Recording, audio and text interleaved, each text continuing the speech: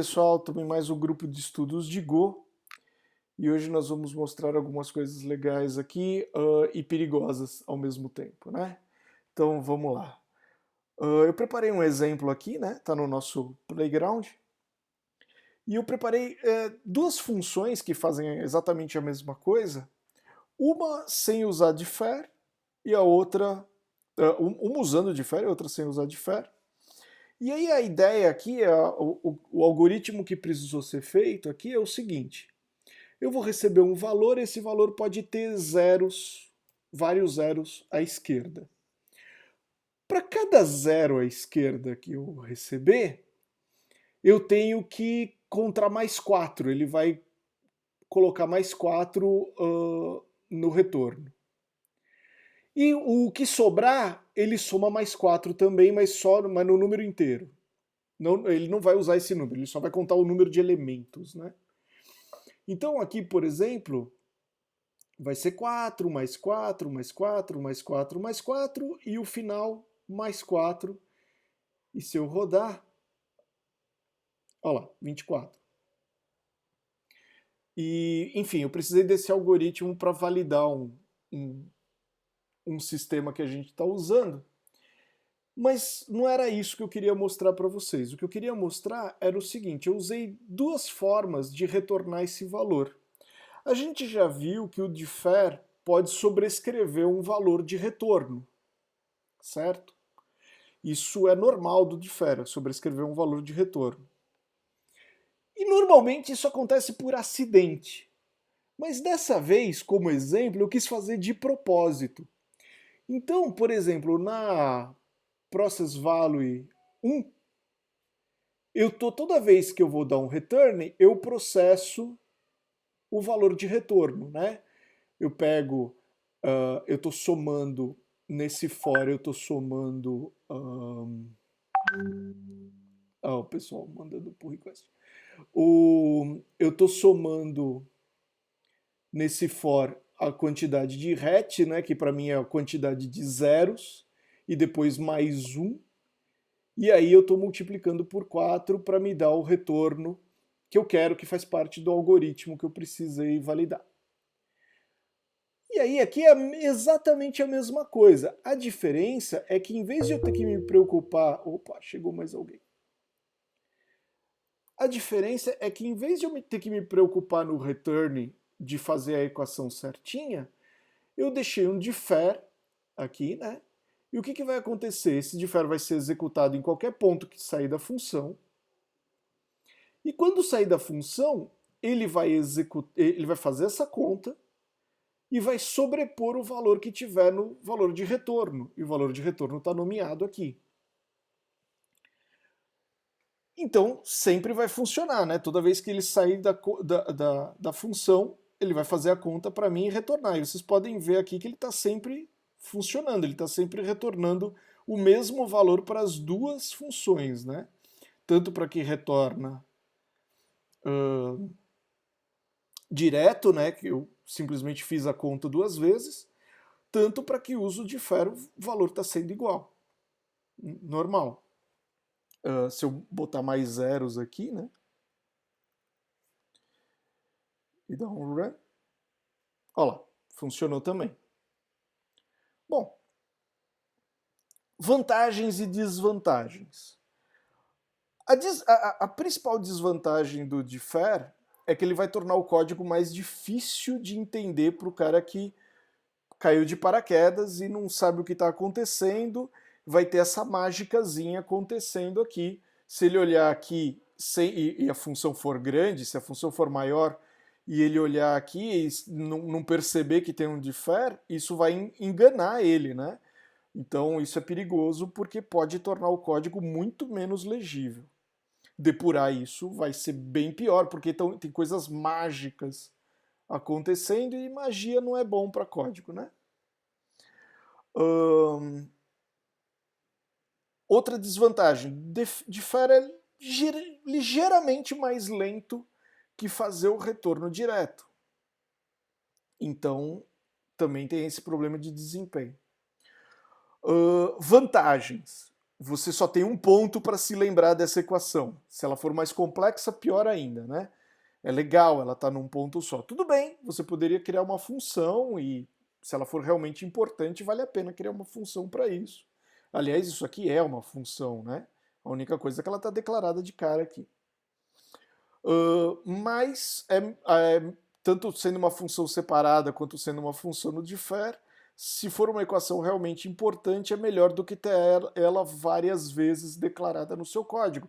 Porque pode acontecer de você receber uma demanda de falar assim, lembra aquela equação que era multiplicação por 4? Agora ela é multiplicação por 5. E aí você muda num lugar só e você acha que está tudo bem, e aí entra a importância de você ter testes. E, enfim, pode acabar sendo pego de surpresa aí. Bom, bem simples, mas eu quis mostrar porque é um uso de differ mais... que a gente fez uma sobreposição de retorno de propósito, né? Aliás, esse código aqui eu usei num sistema e aí eu mandei para o Felipe assim, mandando para eles o commit falando assim, leia e se desespere. Porque ele sabe, ele vai olhar isso aqui e vai falar assim, não. Bom, dúvidas, pessoal, sobre differ, sobre o uso, sobre o porquê que está sendo sobreposto? Eu tenho differ. Pode ser meio tonta assim a dúvida, mas tipo assim, você falou que o differ, ele diminui, ele é mais lento, né, do que você de fato retornar, e ele torna o código mais difícil de entender, Sim, certo? nesse caso específico, né? Ele é mais lento, ponto, né? Porque ele tem que empilhar esse retorno e depois ele vai pegar da pilha de volta. Então ele é um pouquinho mais lento porque tem toda essa manobra, né? Mas ele é mais Ah, difícil de ler nesse caso porque ele está sobrepondo um valor de retorno. Então uhum, numa função desse tamanho, o programador vai olhar e vai falar assim, haha, já sei que tem um differ aqui, mas se for uma função grande, uhum, que um dos motivos de que não é bom escrever funções grandes é por causa de fica difícil de ler mesmo. Uma função maior que o programador não, que está olhando o código não perceba o differ logo de cara, que é super normal, né? As pessoas não sim, perceberem faz um sentido. trechinho, né? Isso aqui pode transformar o que seria alguns minutos de debug em horas, porque a pessoa não vê o defer e aí começa naquela história, mas por que esse valor está sendo alterado? Uhum. Então, né, A eles... minha dúvida é... Uhum. Perdão, pode Fala, continuar. fala, fala. Não. É que eu tava vendo uma talk hoje do Warpack que é o simplicidade é complicado, certo? E lá Ah, ele fala sim. que um dos principais pontos do Go, um dos principais pontos do Go era que não colocassem features que fossem aumentar a complexidade da linguagem, certo? Só que Sim. eu vejo o differ como algo assim. Ele aumenta a complexidade do código e ele também diminui a performance dele. Eu acho que tá meio que contradizendo a filosofia por trás da linguagem. Não sei se é correta, mas é um ponto assim a levantar. Então, não necessariamente. Você pode imaginar que o differ, na maioria das situações que ele é corretamente usado, é que esse exemplo está um pouquinho esdrúxulo, né? Mas na maioria das situações em que ele Imagina. é corretamente usado, você, na verdade, tem uma redução da complexidade. Porque, por exemplo, Uhum, vamos supor que você abriu um arquivo, né? Você abriu um arquivo e você sabe que você vai ter que fechar aquele arquivo. Obrigatoriamente você vai ter que fechar aquele arquivo. Só que a sua função tem 4 pontos que ela pode sair, né? Tem 4 pontos em que aquele arquivo precisava ser fechado. Você teria que escrever um file close em cada um dos pontos dessa função. uhum, Enquanto se você usar o differ, você não tem que se preocupar com isso. Isso é tarefa do compilador. E aí o compilador vai se encarregar de quando a função sair, ele fechar o arquivo. Então é um uso diferente desse que eu estou fazendo aqui. Esse aqui é um uso propositalmente ruim do defer, mas está disponível, então ele existe. Não, sim, concordo com você. Mas no caso de Inclusive, você... Fala. Perdão. Onde a gente trabalha, a gente de fato usa o defer para fechar arquivo, né? Para a gente não ter que sempre ter vários pontos assim de close. Então, concordo com você nessa parte. Sim, idealmente o defer é para você liberar um recurso, para você fechar um arquivo, fechar algum descritor de algum tipo. Mas você pode usar ele para sobrepor um valor. Você pode usar ele até em situações de debug. Você quer pegar ele e colocar um print nele e saber quando fechou a função. Você sabe, você vai garantir que quando aquela função sair, você vai ter um printf lá na tela. E eu adoro debug com printf. Eu sei, sou o primeiro a levantar a mão aqui, debug de pobre. Essa história de ter breakpoint, isso é coisa de primeiro mundo. Eu tenho printf. Eu sou raiz. Breakpoint é no tela.